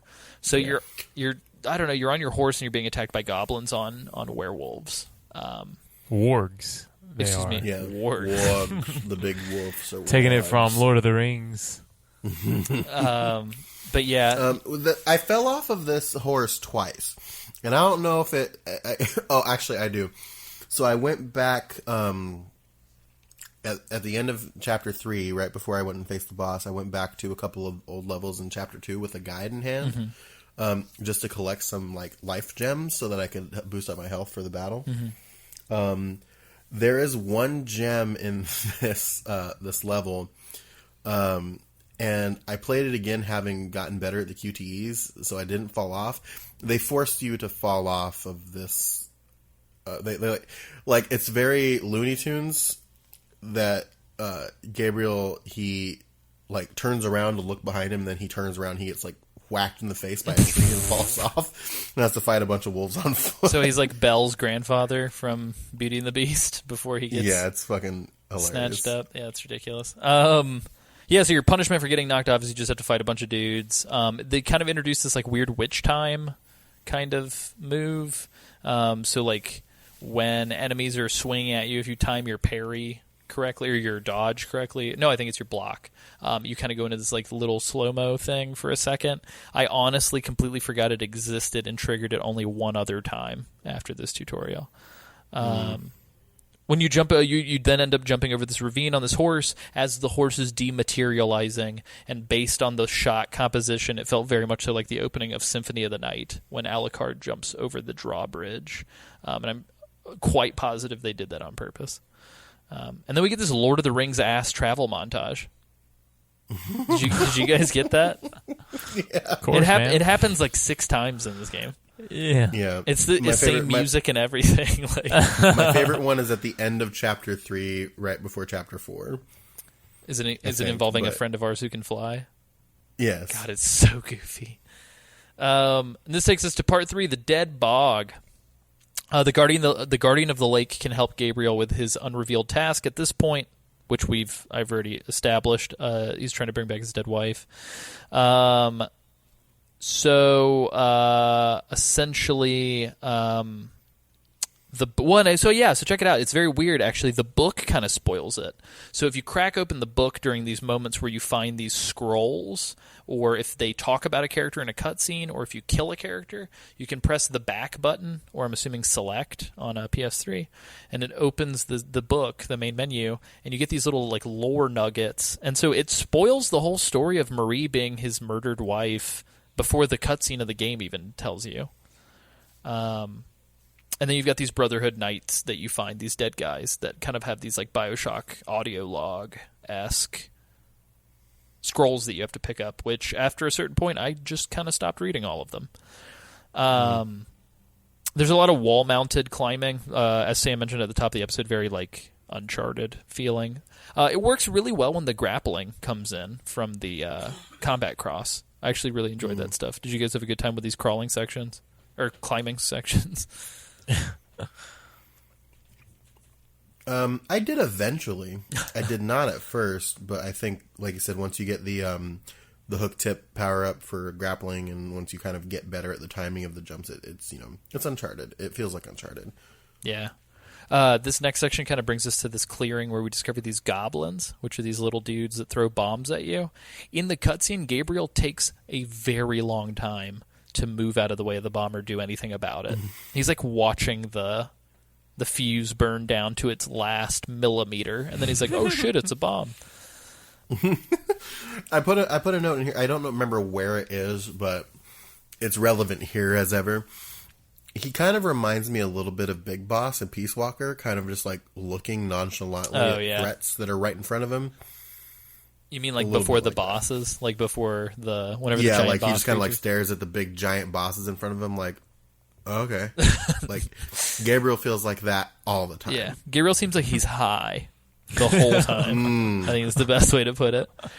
We get this grenade tree puzzle, which is going to get repeated times like 100. It'll be repeated with a door. It'll be repeated with a bridge. It'll be repeated with a tree again, which is these goblins are coming after you. If you grab them with the right trigger, they will drop a grenade, which you can then throw at a tree. And you just get unlimited goblins trying to kill you until you blow this tree up. I made a note here, playing the God of War 2018 version up against this makes it really, really, really, really painful to play this game. So unfortunately, I may have been measuring it up against a very, very unfair comparison. So that's on me. We find this decrepit temple. Gabriel finds a pedestal perfectly made for his little crucifix whip. And I believe it's built into these graves of these dead Brotherhood of Light people. Gabriel takes this sort of upgrade to his crucifix and apologizes to his dead brother. And so now our combat crucifix is shiny and shit. And we can now use grip points, which is the sort of the grappling hook kind of mechanic that I was talking about. So you can like throw your crucifix chain up and like tie it around things and use it to get around the level or whatever. All this shit's very linear, by the way. So like as we're talking about this stuff, if you're imagining anything other than walking down a hallway, it's not that. Yeah, so there's a couple points where I feel like the paths will branch temporarily, but they never really tell you which one is the critical path. There's no real delineation. It's just like most of the time I accidentally went down these side paths and found upgrades. I didn't even really realize that was a side path until I hit a dead end. I don't know if you guys encountered that. Yeah. Yeah, I think so. I feel the same way. It's really weird because like how the combat is structured and the way that the combat builds on itself and kind of, I guess, upgrades are super needed and critical, and they hide them in some very like really garbage places. Like are you talking about like the health upgrades and all that? Yeah, things like that. Like you find them in these like off the beaten path areas that are really hard to see or find sometimes. Like the one I talked about, I went back and I got the life gem in that hunting path mission level. In order to find that life gem, in the first arena after you fall off of the horse one way or the other, you have to fight these werewolves, leave one of them alive, run towards the camera, all the way towards the camera at the back of the arena, to find a body that has a life gem on it. Wow. Like, how are you supposed to know that intuitively? Yeah, and so unfortunately they hide things behind the camera even on like critical path things. So like especially when we get to the area with the vampires, there's one specific mirror light reflecting puzzle where they leave like the most important mirror behind the camera in the first room that you start in, and I swear to God it took me so long to find it. So yeah, it feels really weird why they do that. But yeah, we end this part with this like side-scrolling Uncharted kind of jumping platforming section, and then we enter Pan's Temple. Guillermo del Pan himself. I was going to say they missed an opportunity to call it Pan's Labyrinth, but whatever. Yeah, it's fine. There's a Pan's Temple, and then there's a Labyrinth level, but there's not a Pan's Labyrinth, and I'm really upset about that. Yeah, at least thus far, there might be one. The load screen narrative here definitely spoils this amulet that you're going to get in the middle of this cutscene. I don't really understand. So this game, it dabbles in like Judeo-Christian iconography. So obviously, again, we've got like the sort of Lord of Darkness. We've got like whatever. We've got the devil stand-in. They talk about God a lot. However, I don't really understand what this game's trying to do because the game also establishes that there are these old gods. So like, are we in a Judeo-Christian world or are we in like a pluralistic world? Like I don't quite get what it's going for. Maybe it's trying to say that like all religions are true or something, but essentially Gabriel is like he's appeasing an old god to bring his dead wife back, and so Pan is kind of allowing him to do this, or has to sort of approve of him doing this. There are a couple times in this level, which is really irritating, where the game just straight tells you, unlike an original Castlevania would, the game just straight tells you that you can't reach something and you have to come back later. So if you try to find like a secret thing, there will be a huge message that fills up the middle of the screen that says, you cannot do this yet, come back later. And that's what I mean whenever I say that like the game just doesn't really seem to give a shit about your intelligence. It's just sort of like, no, we're going to put this thing here. We get that it's bad design, so we're going to scream at you that you have to come back later so that you don't spend 2 hours futzing with it. Maybe you guys should have put it in a better place to begin with. But yeah, and then we get this completely not introduced nude fairy. I don't know if... Yeah, that was so fucking weird. That was weird. You have to like... A lot of nipples in this game. Okay. A lot of nipples. There's titty demons. It's a lot. You to get into the temple, you have to find these like runes that are along. 4 of them are along the path just naturally. There's one off to the side that's like super well hidden and like unless you know about it, you're never gonna find it. But thankfully, you only really need 4 to proceed. But you get to the gate. and you have to fill in the runes in the order you collected them. And it's done by this fairy that just shows up that they don't explain at all, and then you never see this fairy again. Yes. It's it's not great. And then we enter Pan's inner sanctum, and Pan definitely looks like he's Rafiki a little bit. And then he gives us this whole spiel about how humanity has been forgotten by God.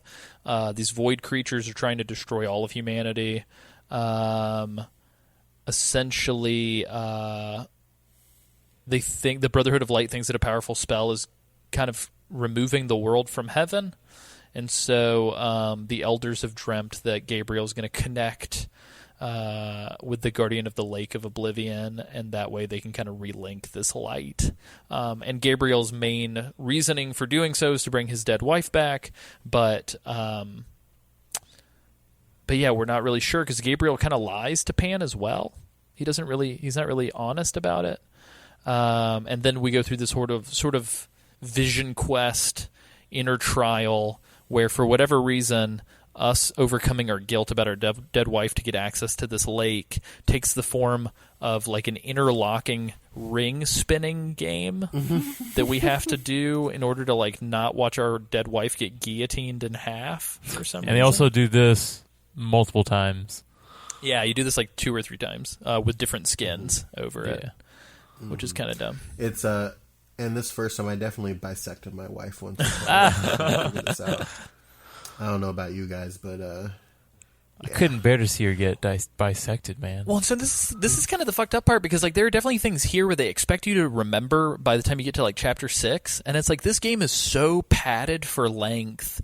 It took us like 8 or 9 hours to get to chapter 6, which is where we're going to be concluding our episode. But like more probably, honestly. Yeah, and like for some of us it was probably closer to like 10 hours. And what's weird about it is like in my notes I'm just discovering shit that like I'd completely forgotten about. So there's like a creepy man in an iron mask dressed like Gabriel that stabs his wife. Well, that's his dream or whatever. Yeah, in his dream. But it's just really... Which he does like a lot of stabbing in his dreams. Yeah, he does. Yeah, there's another dream coming up with some stabbing. But then there's this like throwaway bullshit line about like a dagger here towards the end where Gabriel's like, I have plenty of throwing daggers. And Pan kind of looks at him like, I didn't ask you about throwing daggers. And then we move on to part 5, Dead Lake, after we've been permitted by Pan to enter this hallowed ground. So it's this big frozen area. There's some pretty cool music. Essentially, we walk off into this giant frozen lake, and we battle our first Shadow of the Colossus style Ice Titan. One thing that I found to be really, really funny is in the description for the Ice Titan in the menu, it states that it's a holdover from some great European civilization that predates ancient Greece. Yeah. And it's been reanimated by some nefarious magics. So we're fighting this giant. How did you guys enjoy this guy? I thought it was okay. I mean, it definitely took its roots from Shadow of the Colossus and didn't It's like a baby Colossus. Right, yeah. I was like, oh, this is bringing me back. But it definitely makes me just want to play Shadow of the Colossus because... Yeah. I was very curious about what you thought about this and the other one that we fight because you're like Isaac, you're on record as being like a big like Ueda fan and like of those games. Oh, I love them. Yeah, this one, like everybody, I'm gonna just repeat everything everybody said.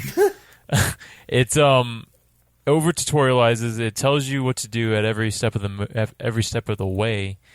And everything is very obvious what you have to do, pretty much. It's just like, can you do it without messing up? Can you hit the buttons? Like it's like it's a step away from just doing it for you. Like right. It's just like I think it was like a few degrees off of being a really good boss battle. It was just kind of handled a little bit like inelegantly, I think. Yeah. Like the aesthetic of it. Oh yeah, this frozen lake with this giant ice titan in the middle of it. So it's good. Cool. Yeah. Would have been a killer like Dark Souls arena. You know what I mean? Yeah, for sure. Like the game, like I said, the game's aesthetic is usually on point. Usually, yeah. Except for but Gabriel's like beefy neck. Yeah, except for for sure. But in general, I think that like it's just like there's something about it. It's just handled inelegantly. That's just like this could have been a really cool, awesome battle and a memorable one, especially for like the first real boss of the game. But it just kind of wasn't. Yeah. Unfortunately, too, it's like at the very end of this fight, Patrick Stewart's character kind of like. It's weird, like, at least the way that I was playing, like, where I was at on the boss's body, when it cut to the cutscene, suddenly Gabriel was being thrown off, when prior to that I was, like, in the cutscene I was being thrown over the shoulder of the creature, when prior to that, like, I was on its head stabbing it. And I was like, what just happened? So it feels like it kind of, like, arbitrarily is like, now the boss is about to kill you so that we can go ahead and get Patrick Stewart in here. The game, it does that a lot, too. The game does a lot of things that requires suspension of disbelief, but in the direction that you don't really expect. Right. Like usually when you say you need some suspension of disbelief, it's because the character is doing something like fucking ridiculous that wouldn't be able to happen. In this game, things happen like Gabriel struggling to climb up the edge of a cliff after you just climbed up an entire cliff face effortlessly. Like, shit like that happens all the time, and it's really off-putting and strange. It's kind of like playing Dungeons & Dragons with, like, a bad DM, where he's just like, hey, and you're just not going to be able to do this right now. And you're like, what? Actually, that's a really good thing. It's just, like, sometimes Gabriel in cutscenes just rolls a 1. Yeah. And... yeah, it's that's all. It's rough. But after you kill this thing, like, very Shadow of the Colossus-inspired blue smoke kind of leaves the creature's body and then enters Gabriel's body. They don't repeat this on the next Titan fight, so I was kind of like weirded out that they did it on this one. But we see Gabriel's dead wife again, Marie. She kind of feeds us enough MacGuffin Deus Ex Machina bullshit to just kind of push the story along. There's not really a lot of thought, I don't think, put into kind of... She's like, you have to go. And it's like, okay. And like that, okay, cool, that's it. And then we get Zolbek Zadornov. So Zadornov shows up. Not sketchy at all, and says that he's here from the Order, and we just believe him. Right. Yeah. Because we just do. Like, and Gabe's just like, cool. Let's go. Yeah, and then and Zardoz tells us about this super secret prophecy, because of course there's one, because this is that kind of game.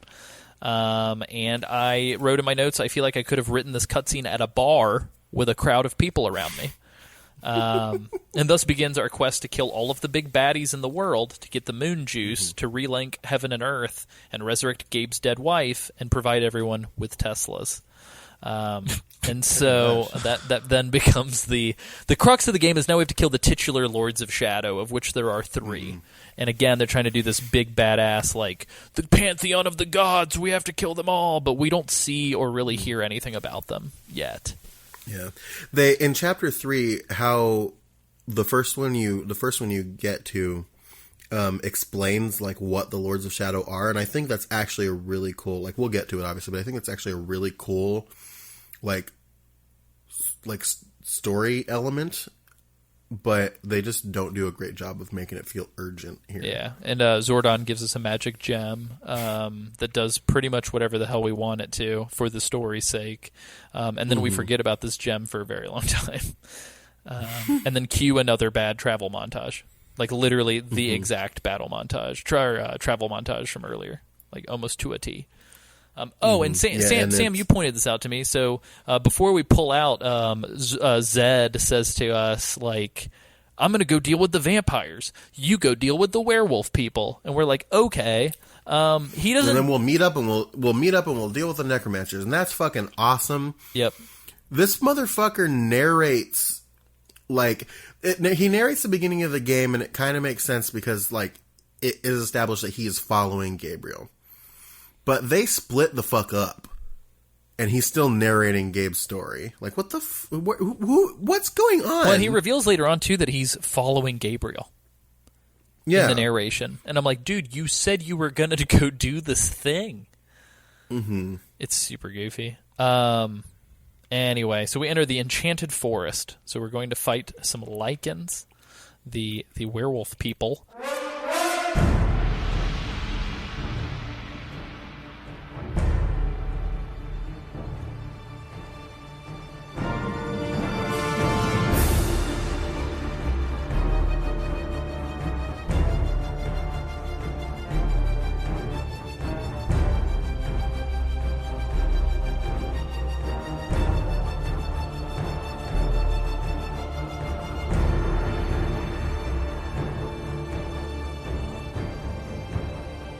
Oh my god, you guys, we accidentally recorded like an over 4 hour long podcast episode, and that is Then not the a... other Yeah. half got deleted.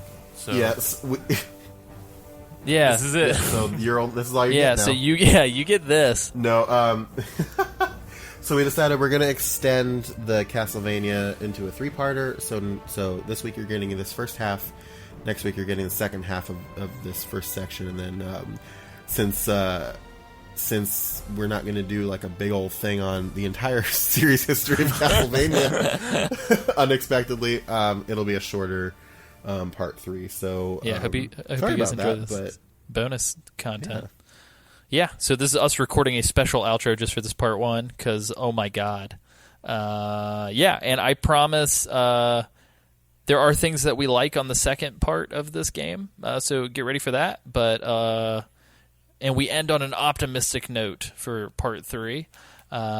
spoilers. But we do also kind of continue to bear the cross that we are bearing against Castlevania Lords of Shadow. So Is it a whip? it's a whip as cross, well?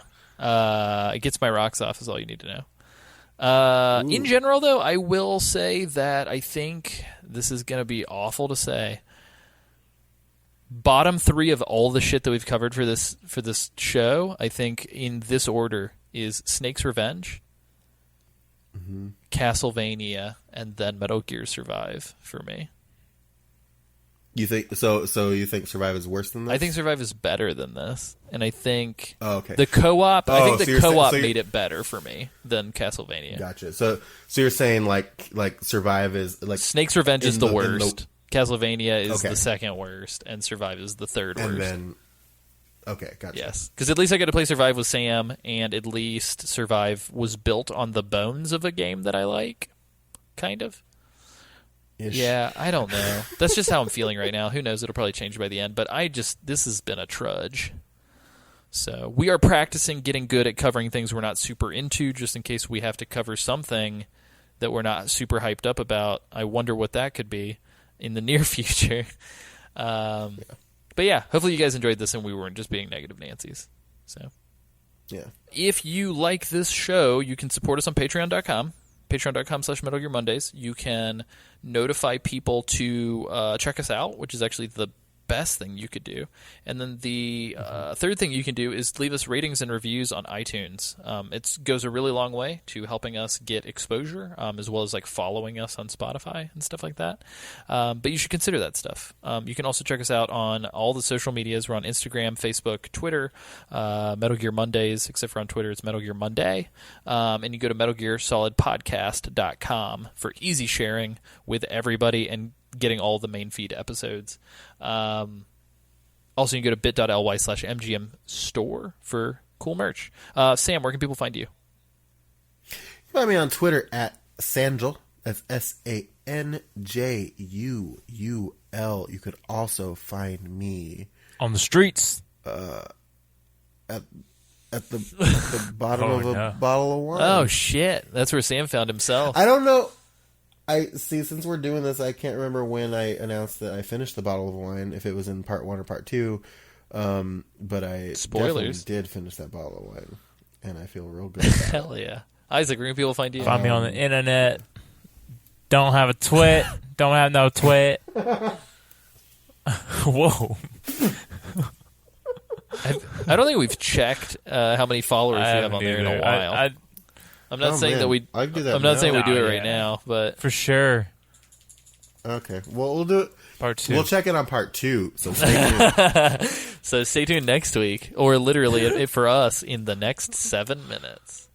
But yeah, that's great. You can find me at AC Summerfield on Twitter and Instagram and at pretty much anything AC Summerfield. If somebody tried to add me on Steam the other day, by the way, because I've been getting a couple Steam notifications for friends, I'm really sorry if you're a listener of the show and I straight blocked your request. If I don't see like human names and I see what looks like an account that's exclusively only played like 4 games, I get a little sketched out that it's a bot. So if it's you, maybe consider sending a message next time, or letting me know in advance on Facebook or Twitter or something.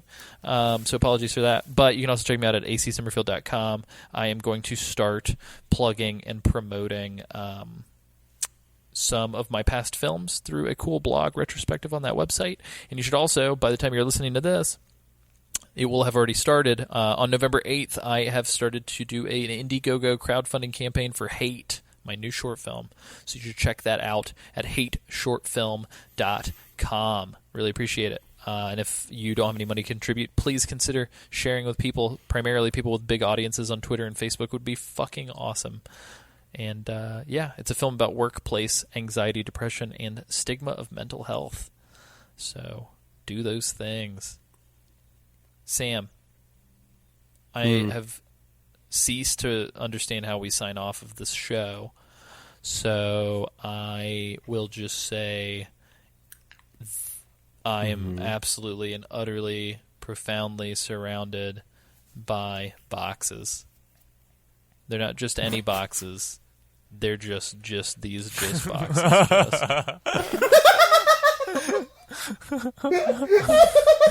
Just a box.